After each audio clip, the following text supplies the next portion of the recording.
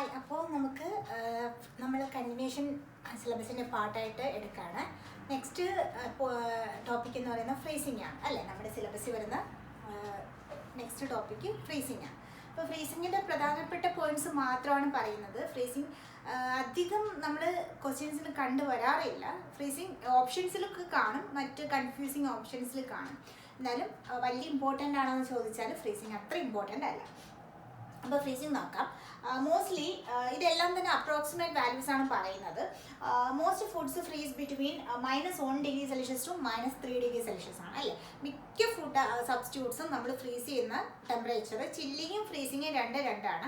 Chilling എന്ന് പറയുമ്പോൾ freeze ചെയ്യത്തില്ല, ഫ്രീസിങ് ചില്ലിങ്ങിന് എൻറ്റയർലി ഡിഫറെൻ്റ് ആണ്. ചില്ലിങ് എന്ന് പറയുമ്പോൾ നമ്മൾ 3 to 5°C അതിനെ തണുപ്പിച്ച് നമ്മൾ വെജിറ്റബിൾസും ഫ്രൂട്ട്സും ഒക്കെ തണുക്കാൻ വേണ്ടി വെക്കുന്നതാണ്. മോസ്റ്റ്ലി നമ്മൾ വെജിറ്റബിൾസും ലീഫി വെജിറ്റബിൾസും ഫ്രൂട്ട്സും ഒന്നും എന്ത് ചെയ്യത്തില്ല, ഫ്രീസ് ചെയ്യത്തില്ല കൂടുതലായിട്ട്. ചിലത് എല്ലാം നമ്മൾ കട്ട് വെജിറ്റബിൾസ് എല്ലാം തന്നെ ഫ്രീസ് ചെയ്യാറുണ്ട്. അതുപോലെ തന്നെ അങ്ങനെ വരുന്ന സാധനങ്ങളെല്ലാം ഫ്രീസ് ചെയ്യാറുണ്ട്.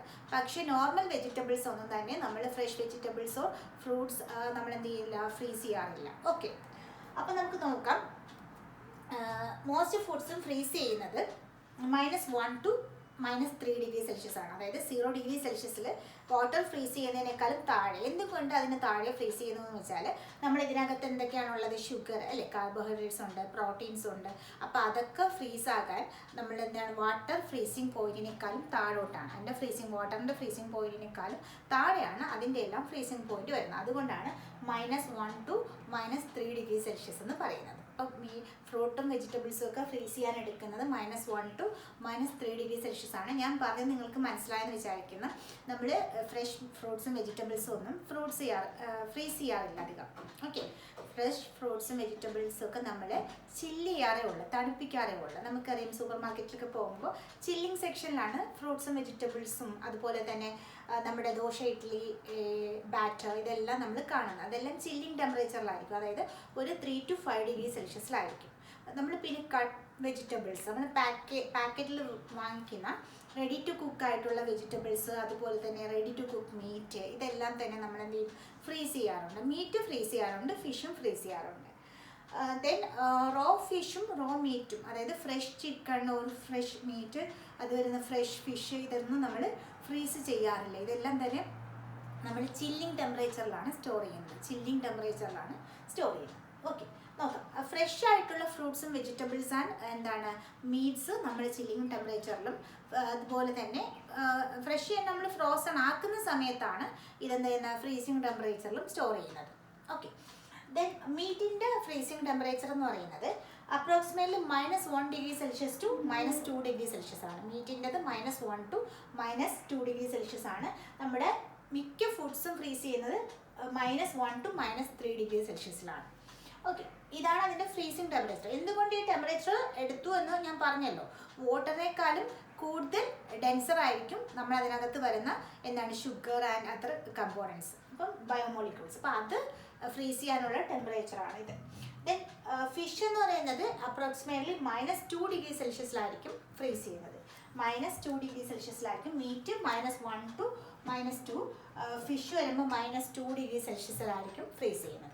ഓക്കെ, ദെൻ ഫ്രൂട്ട്സ് വരുമ്പം -8.8°C അല്ലേ. അത് അപ്രോക്സിമേറ്റ് റേഞ്ചസ് ആണ് ഞാൻ പറയുന്നത്. -0.8°C to -2.8°C.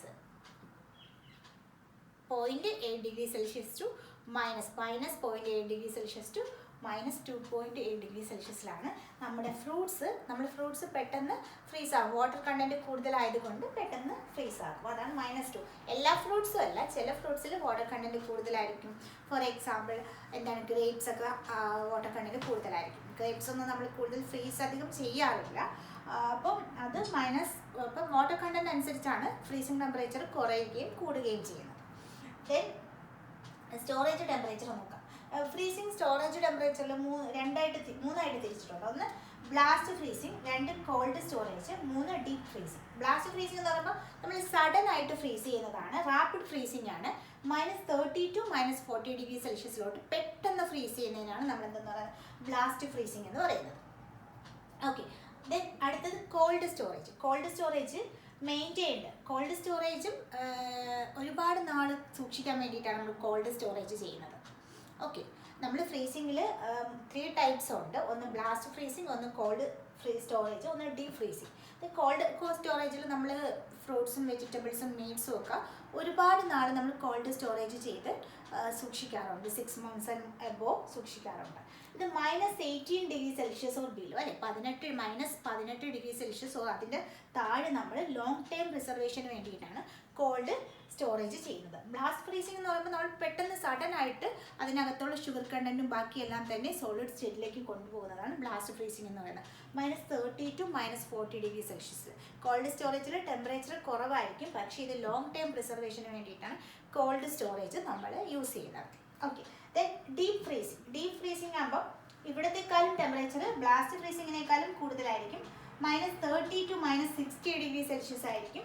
High quality പ്രിസർവേഷന് വേണ്ടിയിട്ടാണ്, അല്ലേ. ഇത് നമ്മൾ ഒരുപാട് നാൾ സൂക്ഷിക്കാൻ വേണ്ടിയിട്ടും ക്വാളിറ്റി മെയിൻറ്റെയിൻ ചെയ്യാൻ വേണ്ടിയിട്ടുമാണ് നമ്മൾ ഡീപ്പ് ഫ്രീസിങ് ചെയ്യുന്നത്. നമ്മൾ ഐസ്ക്രീംസ് ഒക്കെ ഡീപ്പ് ഫ്രീസ് ചെയ്യാറുണ്ട്, പല പ്രോഡക്ട്സും ഡീപ്പ് ഫ്രീസ് ചെയ്യാറുണ്ട്. -30 to -60°C കൊണ്ടുപോയിട്ട് നമ്മളത്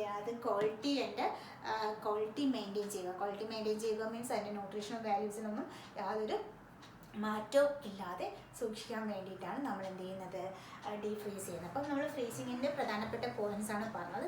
വളരെ സിമ്പിളായിട്ടുള്ള പോയിൻറ്റ്സ്, ഈസി ആയിട്ട് പഠിക്കാവുന്നതേ ഉള്ളൂ.